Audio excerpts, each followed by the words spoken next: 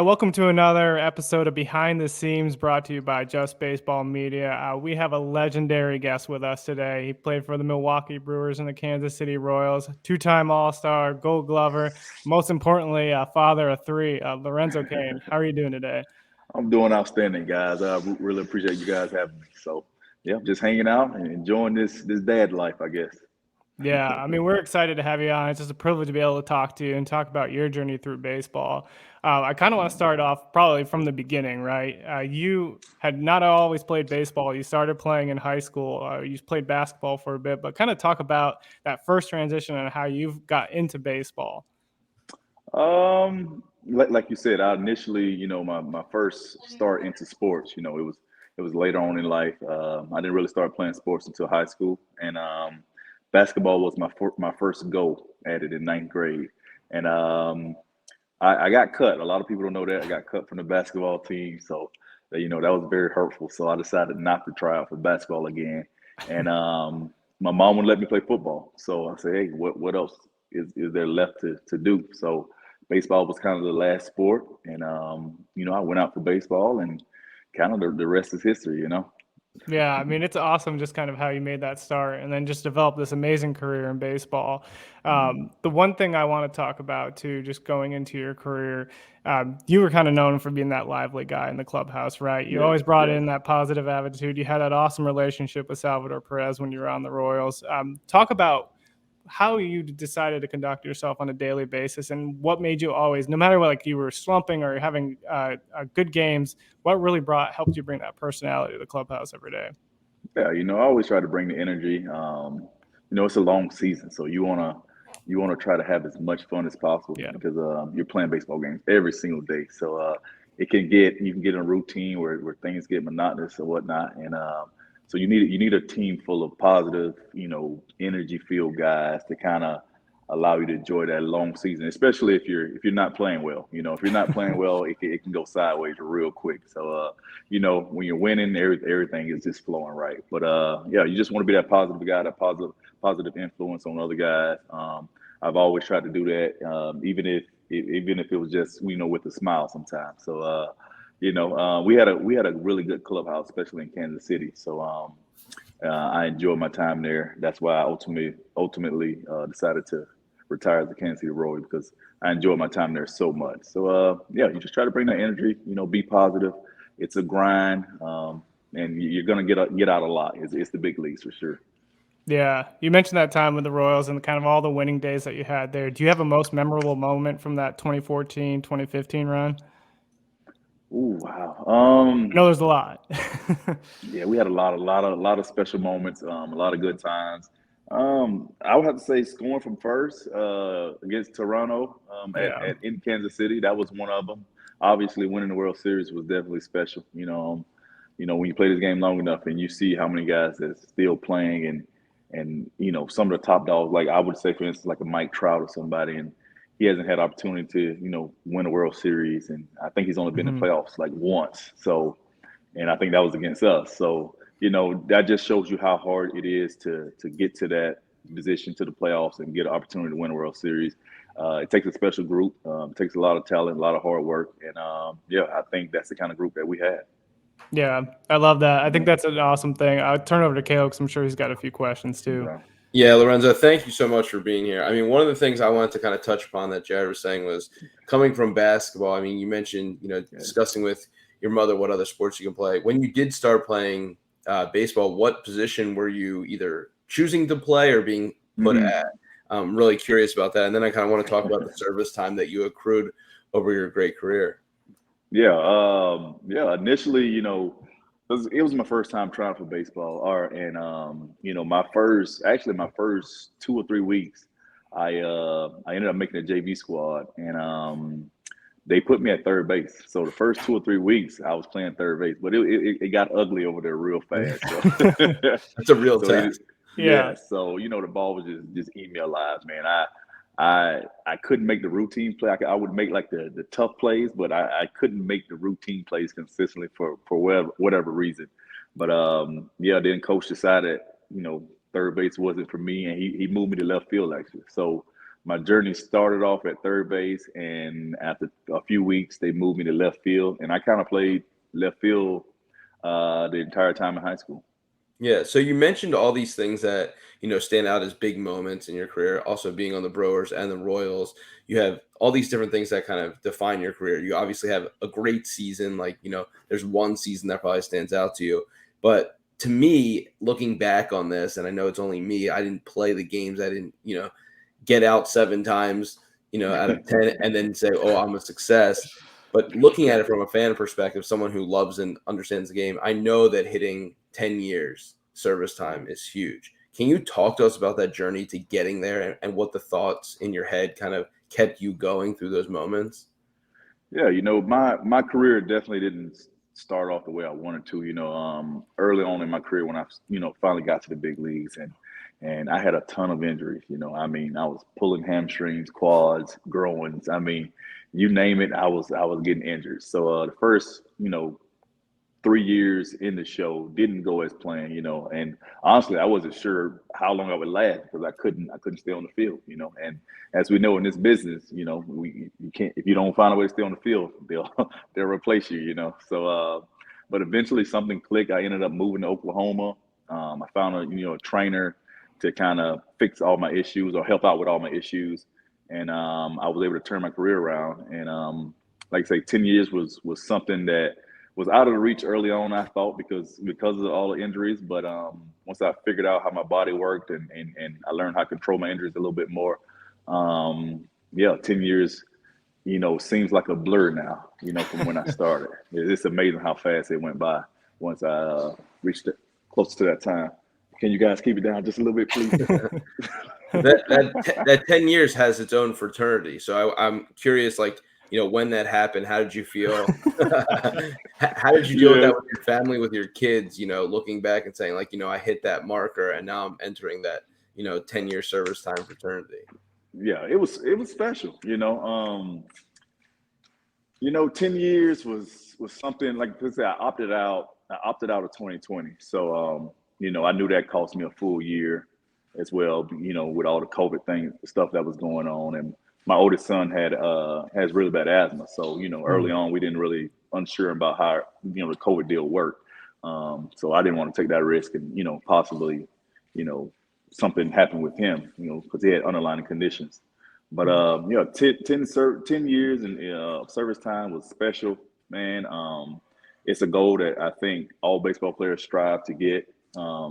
Not a lot of guys get an opportunity to play 10 years, because it's a hard game, man. It's a tough game. It's not only tough to get there, but it's even tougher to stay there. So, but yeah, I found a way. I found a way to stay consistent enough to keep my body healthy enough to achieve that goal. And like I said, I get an opportunity now to. I'm very fortunate now I get to spend time with my family and hang out and retire, and just kind of give back not only to my kids but to the community as well. Yeah, I'll Yeah. have one more question before I pass it right off to Jared. The going with the 10 years, most Mhm. of the players that we have ever seen play, in your case played with, get retired by the game. Like you mentioned, the injuries can plague you. Yes. The franchise can do whatever they want with you if you're hurt, if you're not playing and producing. But you had the privilege of walking away on your own merit. Can you Yeah. talk about that process that kind of stems from the 10 years and kind of going through this? I think that is something that when you look back on a career, to be able to say that is such an Hmm. honor. We see some of the greats choose to do that, right? Like, or they just let the game dictate it. And to have that Right. choice in itself is a power. Yeah, it was just a great feeling in general, because I knew, I had more, opportunities to continue to play, and like you said, to get 10 years and also get an opportunity to win a World Series ring is something that we as baseball players always strive to get, and I was able to accomplish both of them. And once I got home, I kind of left it in the hands of my boys, and I said, hey, what do you guys want Daddy to do? You want me to continue to play baseball because I can, because I had got a 3 or 4 teams that were very interested, and I kind of left it in the hands of my boys and my family. And I said, hey, do you guys want Daddy to continue to play baseball, or are you ready for Daddy to be home with you guys?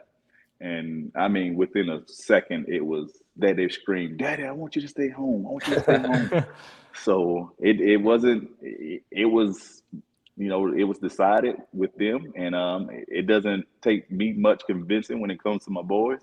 So yeah, I just decided to hang them up, and like you said, I got an opportunity to walk out on my own terms. So that's always a blessing. Yeah, I kind of want to build off that because I think that's awesome that you talked about the importance of family, right? We Hmm. interview a lot of players and they have their identity kind of lost in the game, but just you having a family and having some of those passions away, you can kind of see it already that you do have your personality and yourself away Yeah. from the game as well as inside the game. Hmm. So, what's been the transition like for you from going from playing to retiring, getting to spend more time with your family, and now also doing some of the incredible work you're doing now with Follow Territory as well? Yeah, it's been an easy transition. I think I get that question most. How has been Yeah. the transition from playing ball, being on a schedule every day to now you're home and doing whatever. And the transition has always been easy to me because I enjoyed being with my family, being with my boys. I'm coaching their 8U is coach fit baseball team right now, so we ended up going to state, and we lost in the championship game, but just to see them grow and get better with all the hard work they put in was something that I enjoy the most. I like watching them improve as not only kids, but trying to be a baseball player as well. So that's what I've been doing, man. Just hanging out with my boys as much as possible. We spend a lot of time together. Um, we're big family guys, so we're trying to take vacations because we didn't get a chance to do that much. So we're taking vacations as a family, and I'm just kind of enjoying it to the fullest right now. So it's been a blast. I guess it's been 6-7 months since I've been retired. I guess so. It's been a blast for sure. Yeah, what got you kind of into the foul territory realm too, starting to do media and Yeah. news and stuff like that? It's all new to me, trust me, because I was never a social media guy, and I just made an Instagram account for that show, and Yeah. it's like oh, Lorenzo's on Instagram. I'm like, yeah, so I'm just starting it. I did that maybe 2 months ago. Started an account for the show, and they gave me a call and said, hey, you want to be interested in doing the show? And I was like, well, hey, no problem. I'll sign on up, and I'll give you guys the best I can up there, and we kind of go for there. But it's been a lot of fun. I feel like the channel is growing very fast, and it's been great to be a part of. Yeah, it's awesome to see the content you guys are driving, right? It's all Hmm. mostly player driven. It's kind of from the Yeah, voices of the players. And I think that's something that is definitely missing within the game, right? Getting one those hundred percent. perspectives from what the players are going through, what their analyses are. And I think that's awesome. Yeah, and I feel like the players have been very honest and they're being Yeah. upfront, and I think that's a side that we as I guess I'm a fan now. Yeah. We don't really get the opportunity to kind of see, getting kind of that honest and a very blunt and responses that we're getting from them. And it's been a lot of top guys on the show as well. So it's been a lot Yeah, of for fun. sure. Yeah, I Hmm. think that's a testament too to what you all are doing, though, right? You're providing them an environment where they can feel comfortable to open up and Right, talk about things within the game. So I think that's huge 100%. itself. I gotta ask, so what's one of the best clubhouse stories that you have from your time Oh playing? I mean, I'm sure man. there's millions, but do you have one that really sticks out to you? I got one when I was in Kansas City. It was in the playoff. We were in the playoffs. I think that was it 14? It might have been 14. But I don't know if you guys know Gerard Dyson, but Yeah. he's probably one of the best trash talkers that I've ever been around. And so yeah, we're we beat I think we beat the Angels. Now we're heading to Baltimore. And we get to Baltimore and Dyson and I think who was on the team? Was it yeah, I think Dyson and Kirby. I don't know if you know Kirby, but he was the first base coach. Yeah, yeah. So, Dyson has always put the Zoom in his head. He was always put the letter Zoom in his head. So we get there and the coach on the other team sees that. He's like, you need to take that Zoom out of your head. You're not going to steal any bags today. And he's like, yeah, you're right. You're right. I'm going to take it out and I'm going to put broom because we're about to sweep y'all ass. That's so just for him to just trash talk like that, that is something I enjoy the most. And we ended up sweeping him. So, he kept his promise. So that's one of No, the Right. stories yeah. that I always go to, man. He is definitely by far one of the better teammates. And just that entire group in general, man, we had a blast together. Yeah, I remember I used to work for the Royals in the clubhouse in Arizona at the Complex League, and Dyson was there for a while, and he was just always liven up the clubhouse. Yes. Caleb, I'll turn it over to you if you got any other questions. Yeah, I was gonna ask, the clubhouse that you're in now is obviously with your kids. You have a daddy daycare going on. Yeah. You could tell us some of the best stories there with your kids, Man. post playing career. And then I just want to know what it was like, going through a day with daddy daycare. I do that a lot myself. I have 2 kids myself, so I know what it's like. You have one running and you're holding one, or like you're trying to keep them away from each other fighting. So what's it like when you're watching them? It's definitely different every day. Sometimes you get they're sweethearts and they're the nicest kids ever. Then the next day, they're fighting, they're scratching, they're yelling, they're screaming. I'm like, I don't know what's going on in this house today. But I think my wife has slowly turned because we have some land out here, and she's slowly turning this land into a big playground kind of, and we have swings and slides and I have a baseball field going up in the backyard, and That's we have a awesome. pond, and we go fishing, man, and we got bikes and trails. I mean, we got a little bit of everything. So it's always a ton of kids at the house playing around. So that's what I enjoy most. All the kids come over here and they have a blast, and they got a lot to do. Look, I got my girl, this big dog right here. She's walking around with weights in her hand right now. I saw So she there's my had 2 at cousin one right point. here. So yeah, so yeah, it's just a big playground, and Love it's it. a lot of fun just watching the kids interact, have fun, and just enjoy each other.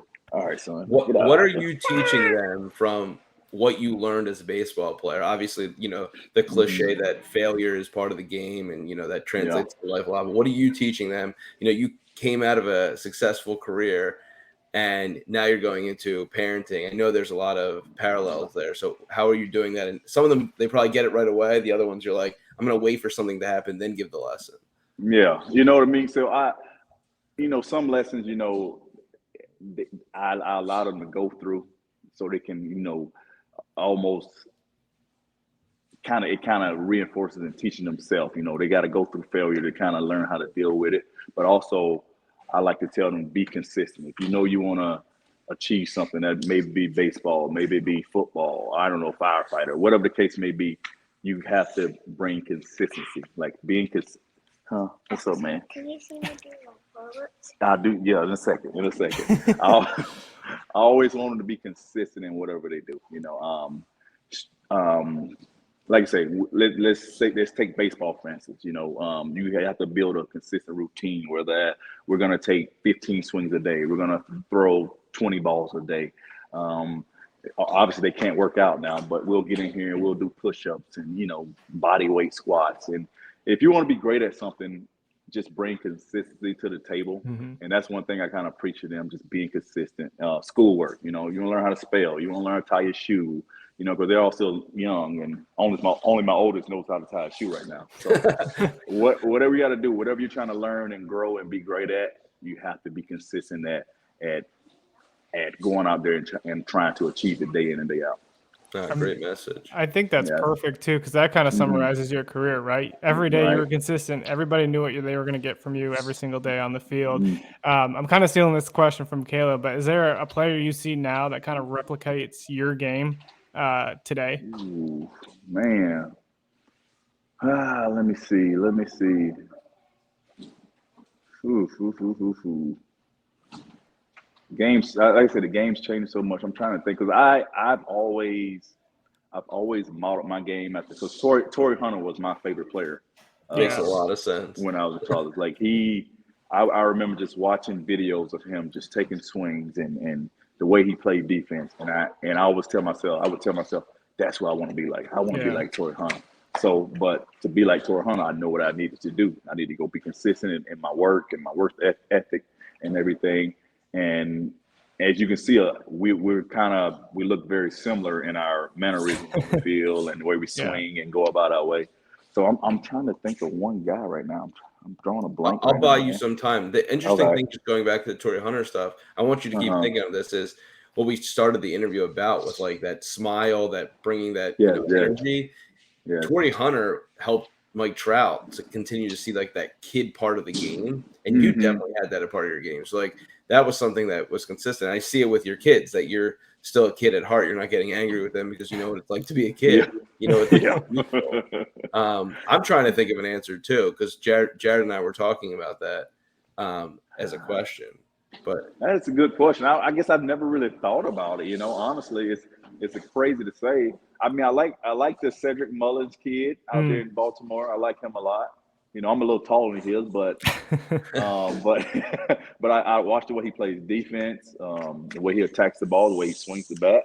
The speed he displays day in and day out. It's impressive. But yeah, I'm trying to think of Jared, who anybody comes to else. mind for you? Mullins was the first guy I actually thought of. Yeah. But That's a question I never thought of, guys. I had to really dive deep into that. Yeah, Buxton's one guy athletically that comes to mind, but There it is. There it is. Yeah. Perfect. But he can fly, man. That kid his power might be a little more. Yes, he's reckless like I was when I was, in the outfield, just didn't, disregard, for our bodies and just put our bodies on the line day in and day out. The other interesting thing is a lot of worry people about. who are your size, I Mhm. think they're coming up because they may not as a shortstop sometimes. Yeah. So Right. So even comping you to a current shortstop wouldn't be out of reach because you're still athletically inclined. Shortstop. Bobby Witt Jr. reminds me. He's a solid player, man. Kansas City. I think he's gonna be a really good player for a long time for sure. Yeah. Yeah. Mm-hmm. I kind of want to build off this because you talked about how the game's changed so much, right? And you just recently retired, and it's even changed throughout your career and even the small time since you've been away from the game. Now that you're covering the game, for you, who was the toughest pitcher you faced that's still pitching today? And are there guys that you see on the mound now and you're like, oh, I'd like to see that in the box? Oh, man. Well, one guy that just always, Cameron, one guy that's always had my number, a guy that, honestly, if we check the numbers, I don't even think I got a hit off of him ever. I'm probably like over 20 with probably 15 strikeouts. It's Max Scherzer. Mm-hmm. He dominated me throughout my entire career, and I definitely would like to, just get another opportunity to, give me a chance to get a hit off of him. But yeah, 0 for 15. You weren't wrong. Yeah. So yeah, he has had my number, and but the way the game's trending now, man, everybody throws gas now. Yeah. That's one thing that I've noticed towards the end of my career. Everybody throws hard. So I don't really know anybody that I would like to face, nowadays. Everybody's throwing gas. It used to be, you had the low to mid 90s, or low to mid 90s, upper 80s was, you would get a lot more of that. But now I feel like the starters are throwing mid 90s, the relievers, everybody's throwing gas now. So it's tough. The game's a lot tougher I think the game's tougher now than it was when I first got to the show. I was just talking about this with a friend of mine. We were talking about Dave Stewart. And Dave Stewart had an amazing career. I think anybody would take his career. But he was in the wrong era. He would blossom in this era because he was just throwing heat. And back then, they didn't really want you to throw heat. They wanted you to locate.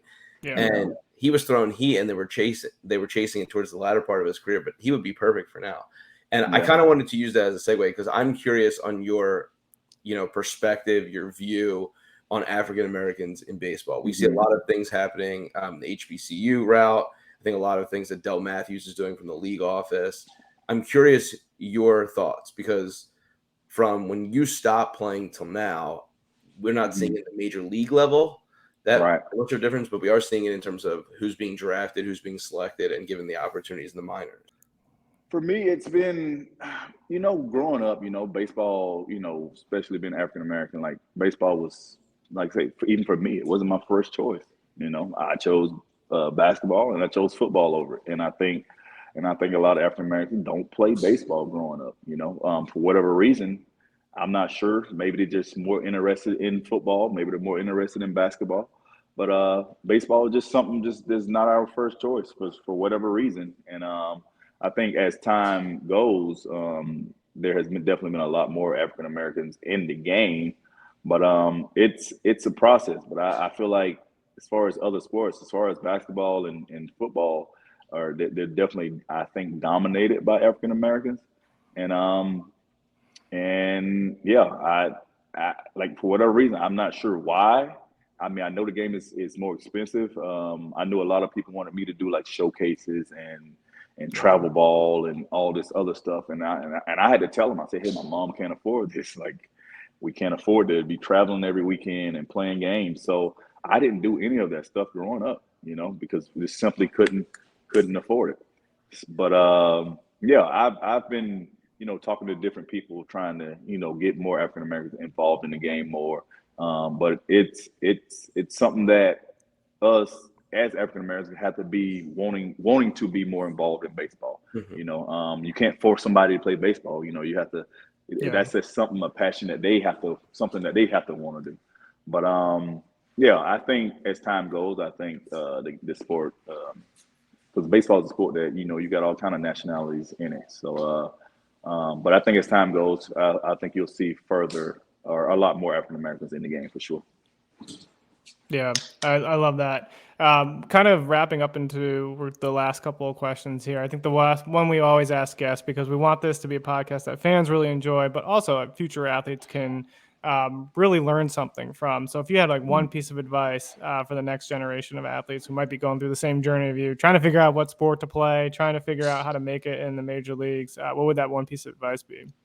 You know, I tell because parents ask me all the time. I tell them to put your kids in all sports. I Mm, say don't just limit them to one sport when they're growing up. Allow them to be athletes and learn different body movements and body patterns in everything: basketball, football, and baseball. Like, my kids are playing everything.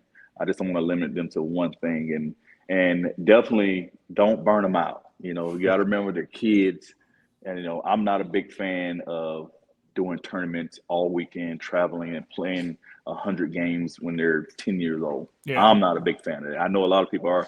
There are places for people like that, but for me, I say don't burn the kids out. Don't kill it for them while they're young. I Hmm. love that. Yes. Caleb, do you have any other questions before we wrap up? Yeah, I mean, when Okay. you were going into retirement, you went home, you asked your kids, should I keep playing? And they said, no, Hmm. daddy, come home. You had to start building out a schedule for yourself, kind of like a new structure now that you're not, doing practices and games and all that kind of stuff. How did you Hmm. start to go about that for yourself? What worked for you to build out your new schedule post playing? Yeah. Yeah. Because basically my entire life has been, on a schedule. Yep. Everything has been laid out for me my entire life. We know once I started playing sports. So now that transition of, man, now I got to find my routine of what I enjoy doing, or what am I trying to, I guess, what's the next step for me? And the next step for me was, I'm I have like commercial properties where I'm leasing out. I'm always looking to buy land, and another thing I do is I'm involved with coaching and with the community as well, because I'm coaching basketball, I'm coaching baseball, I'm even coaching flag football. So I'm heavily involved with that. So I've built my schedule around, like you said, foul territory, commercial properties, and also being involved with coaching these kiddos and trying to get them the best, I guess, structured environment I can. Because I didn't have that growing up. Just that structured and having a place to go day in and day out, where I had opportunity to grow and be consistent in whatever I'm trying to achieve in life. So I'm just trying to create that structured, safe environment for these kiddos, and I've been having a blast doing it. Yeah, Nice. I love the community aspect you touch on. The one thing Hmm. last thing I want to touch on that, because we interviewed Steven Souza Jr. and he talked about if all players could realize the platform they have and how much they can impact the communities that they're from or where they Hmm. live, they could make so much change in there. And I think that's awesome to see that you're doing it. Because I Hmm. don't think a lot of players might not realize the impact they can have. Yeah, the game ends for everybody, but you Right. can still be in your local community, really giving back to so many people. Yeah, 100%. I agree with that 100%. And like I say, to be a part of these kiddos. I mean, it's funny because I'll walk through the school sometimes, and I've coached so many teams, and just to see the kids' faces light up, when I walk through the hallways, it's something I enjoy. So we have a blast. I've been having a blast doing it, and like I say, just watching these kids grow and give them opportunity to grow in whatever they decide to do in life is something that I enjoy doing the most. Yeah. Lorenzo, we can't thank you enough for taking Yeah, the thank time to you. join us. This was an All right. incredible interview. And we really just love hearing your story and how much you're doing for others. But for people who don't know, where can they find you and all the stuff you're doing with Foul Territory? Oh man, so I guess it's well, find me on Instagram, right? I'm new to this. Sorry, my name is Locain6_3 kids. Love it. So if Love you it. want to find me, DM me, send me a message. I'll definitely get back to you. Go have Yeah. fun with those kids. Oh yeah, we'll do.